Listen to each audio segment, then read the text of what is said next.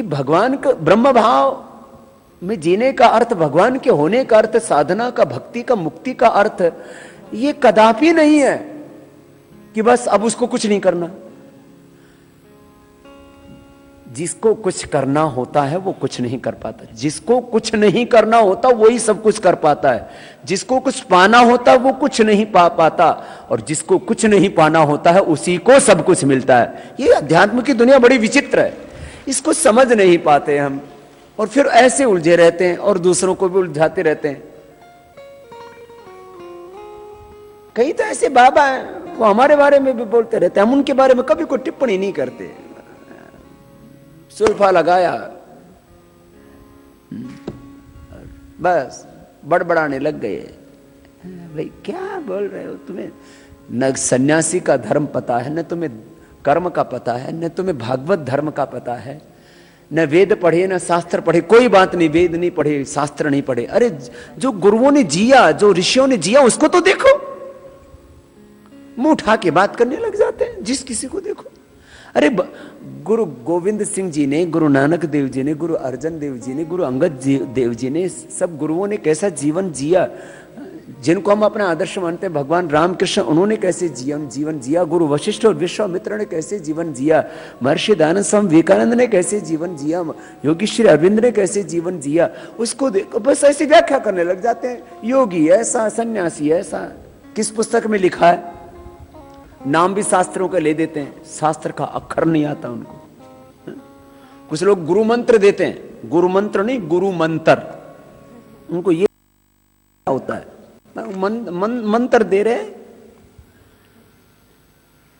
बहुत भ्रम है, इसलिए मैं कह रहा हूं उलझे हुए हैं लोग। कृपा आ जाएगी किससे? तेरे पास जो पर्स है ना उसका काला रंग है ना, तो लाल वाला लिया, कृपा आ जाएगी। तेरा रुमाल का रंग सफेद है ना, वो हरा होना चाहिए, इसलिए कृपा आ जाएगी। 10 रुपए का नोट रखा है ना, 500 का रख ले, कृपा आ जाएगी। ओ तूने क्या कल क्या खाया था? बोले मकई की रोटी खाई थी। सरसों का साग बनाया था? नहीं बनाया था। सरसों का साग बना लेना, कृपा आ जाएगी तेरी, ऐसी की तैसी कृपा। ये आजकल ये उपाय चल रहे हैं कृपा के नाम पर। सरसों का साग नहीं बनाया इसलिए कृपा रुक गई, जाके सरसों का साग खा लेना तुम भी, सब पे कृपा आ जाएगी।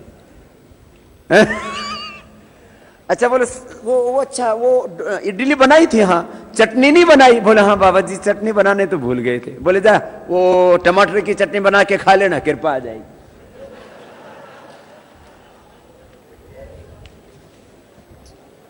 हे भगवान, कृपा इतनी सस्ती हो गई, कुछ कर्म मत करो। कृपा उन्हीं पर होगी जिनके जीवन में पवित्रता है। चाहे काला हो रुमाल, चाहे धोला हो रुमाल, चाहे चटनी खाई या जो डोसा खाया या तुमने सरसों का साग खाया, कुछ भी नहीं खाओगे तो भी कृपा हो जाएगी। कृपा पाने के लिए ये सब बेवकूफी की बातें नहीं होती हैं। कृपा तो भगवान के अनुग्रह को आप क्या समझिए, ये कोई बच्चों का खेल? अरे अपने जीवन को पवित्र बनाओ, कृपा अपने आप हो जाएगी। कृपा भिखारियों पर नहीं होती, अधिकारियों पर। कृपा के आगे क्या बोलते हैं? बोलो, कृपा के क्या बोला जाता है? कृपा पात्र। क्या बोला जाता है? पात्र। पात्रता पैदा करो। अच्छा चलो, अभी मेरे पास है नहीं, एक कमंडल लेकर के जाऊं मैं, और उस कमंडल के अंदर गोबर भरा हुआ हो, और मैं मैया से बोलूं मैया दूध दे दो, तो मैया क्या कहेगी? बाबा होश में तो ये पहले ये गोबर साफ कर फिर दूध दूंगी। अरे जब मां भी भिक्षा देते समय गंदे पात्र में दूध नहीं डालती है तो वो प्रभु कैसे कृपा कर देंगे जिसके जीवन में पवित्रता ना हो, पात्रता ना हो। और पात्रता आ गई तो कृपा अपने आप हो जाएगी। हमने तो भगवान से कभी मांगी ही नहीं, कृपा भी नहीं मांगी उसकी। मैंने कहा उसकी मर्जी हो, जो करे वो उस वाले काम में हम हस्तक्षेप क्यों करें कि उसको कृपा भी कब करनी है? देयर इज नो इंटरफेरेंस, अपना कोई हस्तक्षेप नहीं वहां। जब उसका हिसाब किताब वो जाने। अपने कर्मों का बही खाता रखो, ऑडिट रिपोर्ट ठीक जाएगी तो ठीक रहेगा, अपने आप कृपा हो जाएगी।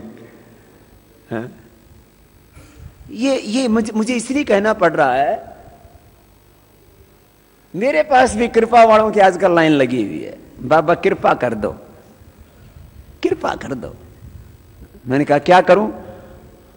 बोले बाबा वो सब तो ऐसे ऐसे उपाय बताते हैं, आप भी कुछ बता दो ना। अब भाई मैं झूठ तो नहीं बोलूंगा, तुम राजी हो या नाराज हो, कृपा तुम्हारे कर्मों से प्राप्त होती है, यही सत्य है। कृपा पात्रता से प्राप्त होती है ना? तो थोड़ा बटरफ्लाई कर लो। मैं किसी का विरोध नहीं कर रहा हूं, लेकिन हम लोग ना प्रभु को ही भूल गए, भगवान की जगह कुछ नहीं बोलना। पता नहीं कौन बैठ के भगवान को भी साइड में कर दिया। बोले भगवान जी थोड़े दिनों तुम वो करो, शवासन करो, थोड़े दिन हमको मौज करने दो। आप बहुत दिन हो गए, तेरी सारी दुनिया पूजा कर रही है, अब हमें थोड़ा अखाड़े में जमाने दो काम। ये देखो, ऐसा नहीं भगवान की। अच्छा, जिनके ऊपर भी प्रभु की कृपा होती है ना, अच्छा क्या होता है, करने वाला भगवान कृपा, और मैं यूं कहूं कि मैंने कर दी, ये तो अहंकार है, ये तो अज्ञान है। किसी कभी भी आप नहीं, मैं करीब 2 दशक हो गए देश और पूरी दुनिया मैं गया हूं, कभी मैंने नहीं कहा कि मैं तुम्हारे ऊपर कोई कृपा कर रहा हूं। मैं क्यों कहूं? ये कहना भी अज्ञान है। अरे सब जब भगवान कर रहा है, केनोपनिषद पढ़ करके देखो, हमारी तो क्या औकात, वहां पूरा केनोपनिषद में पूरा प्रसंग आता है। वायु ने कहा मैं चाहूं तो धरती को उड़ा दूं, अग्नि ने कहा मैं चाहूं तो धरती को जला दूं, पानी ने कहा मैं बहूं तो प्रलय कर दूंगा। जो है ना, वो एक तिनका रख दिया, बोले इसको उड़ा के दिखाओ, इसको जला के दिखाओ। तब सब कुछ नहीं हुआ ना, तो फिर वहां यक्ष प्रकट हुए और उसने कहा बावड़े ये तेरी महिमा नहीं, ये ब्रह्म की महिमा है, भगवान की महिमा है। तो जब तिनके को जला नहीं सकते, उड़ा नहीं सकते, उसकी प्रलय नहीं कर सकते, तो तुम ये भ्रम में बैठ गए हैं।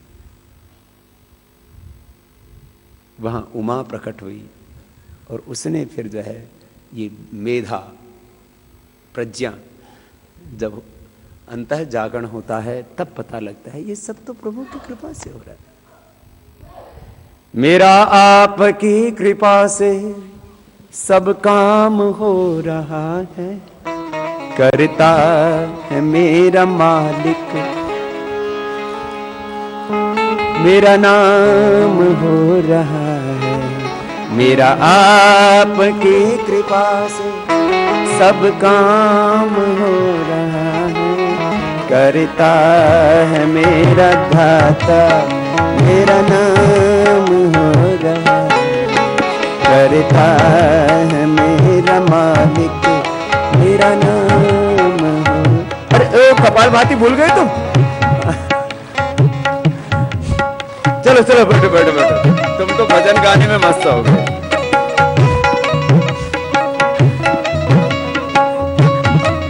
कुछ तो ऐसे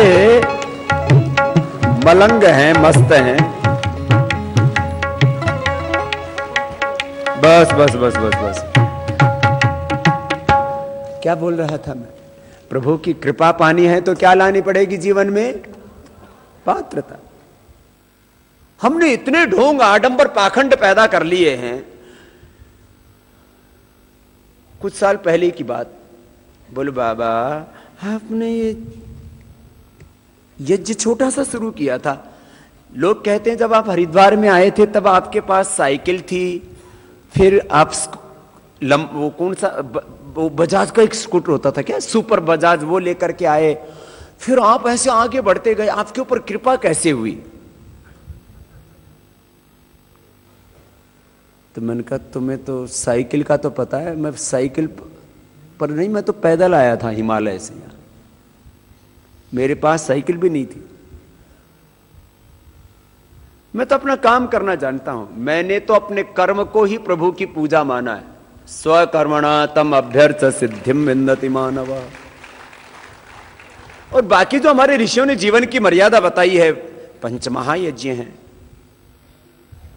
यज्ञ, योग, गोपूजा, ये सब अपने हाथों से किया है। पतंजलि योग पीठ का पहला दिव्य योग मंदिर हो, या दिव्य फार्मेसी हो, पदार्था हो, योगग्राम हो, फिर पतंजलि योग पीठ का प्रथम चरण हो, द्वितीय चरण हो, वानप्रस्थ हो, सब जगह क्या बनी है पूजा के लिए? यज्ञशाला। यज्ञ करते हैं हम लोग।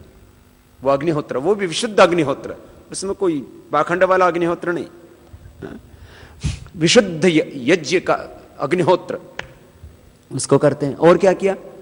और अपना कर्म किया। अभी बोला था ना, स्वे स्वे कर्मणि अभिरता संसिद्धिम लभते नर।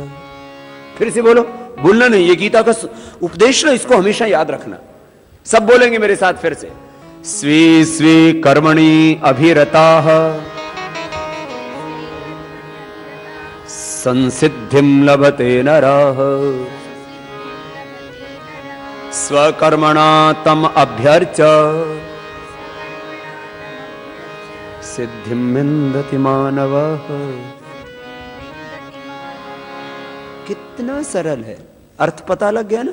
स्वे स्वे कर्मणि, अपने अपने कर्म में, अभिरत है, लगा हुआ, संसिद्धिम, सिद्धि को, सफलता को प्राप्त कर लेता, उसके ऊपर कृपा हो जाती है प्रभु की। स्वकर्मणा, अपने काम से, तम, उसकी, अभ्यर्च, पूजा कर।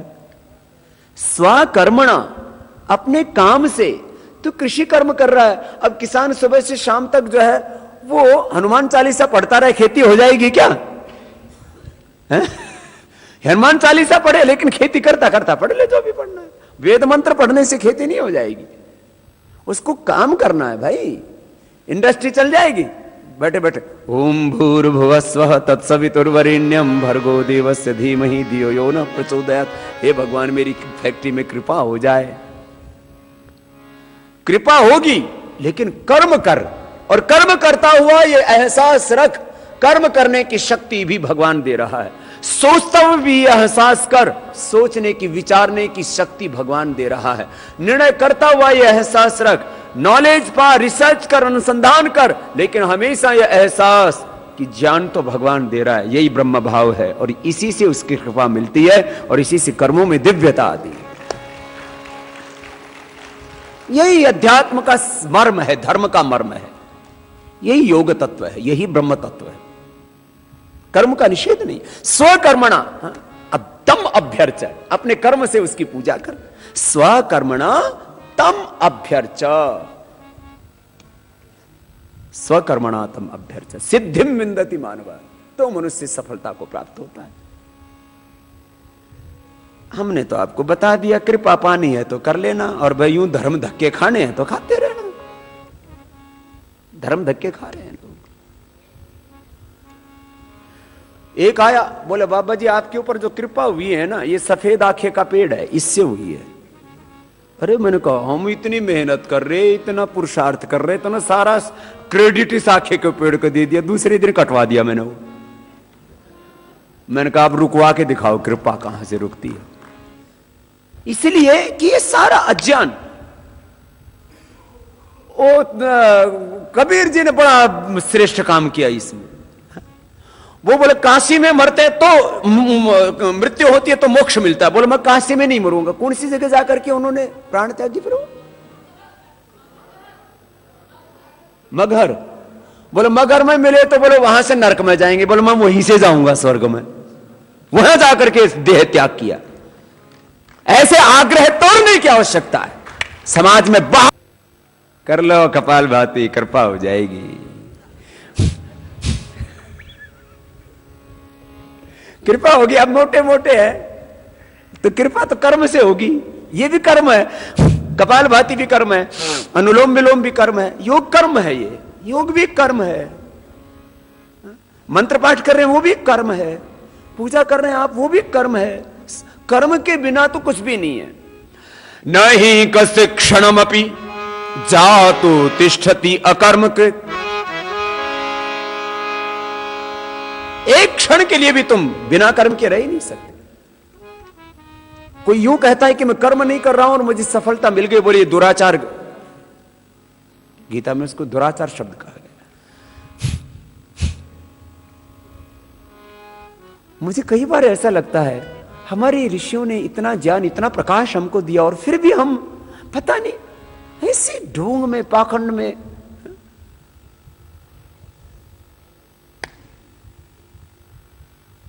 आज धर्म के नाम पर कितना भ्रम। एक आदमी के ऊपर, मैं पिछले दिनों उत्तर प्रदेश गया हुआ था, एक एरिया से गुजरा था। हमारे एक मित्र हैं आचार्य स्वदेश जी, वो सुना रहे।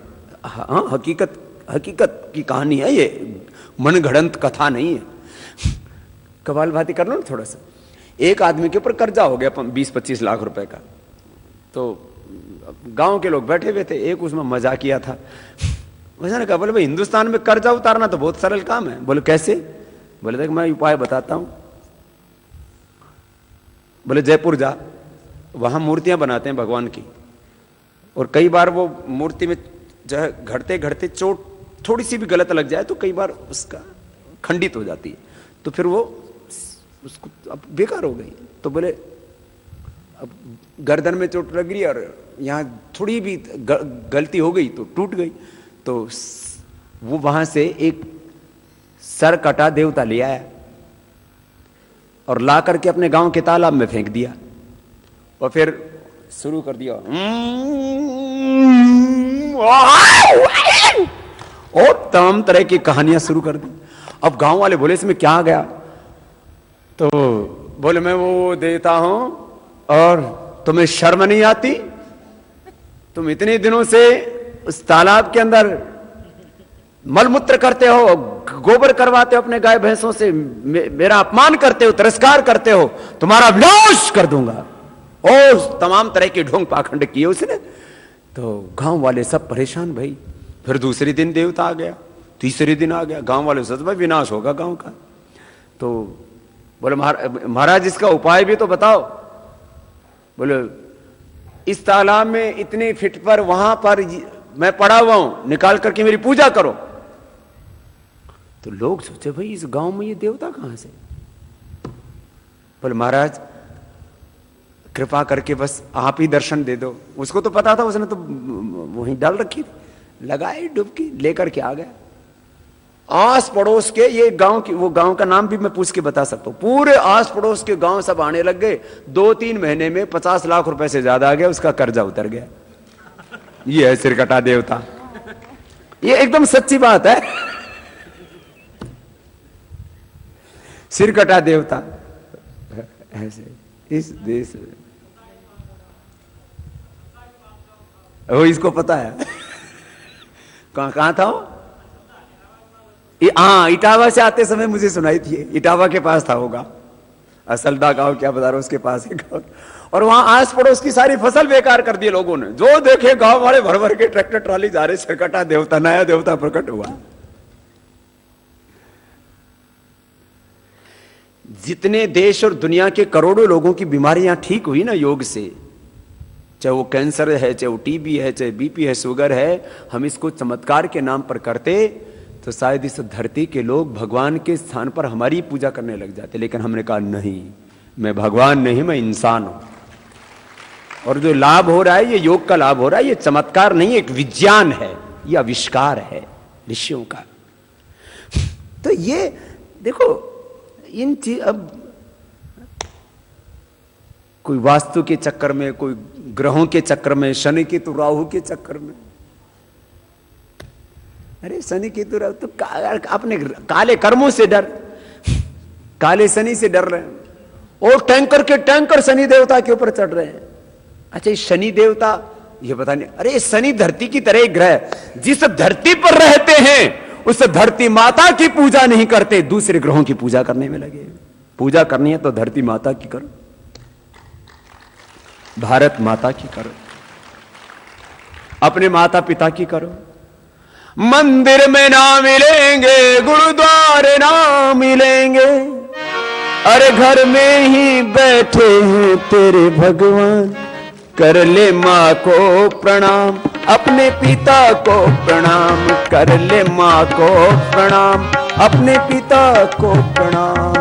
मंदिर में ना मिलेंगे, गुरुद्वारे ना मिलेंगे, मंदिर में ना मिलेंगे, गुरुद्वारे ना मिलेंगे, हर घर में ही बैठे हैं तेरे भगवान। कर ले माँ को प्रणाम, अपने पिता को प्रणाम, कर ले माँ को प्रणाम, अपने पिता को प्रणाम।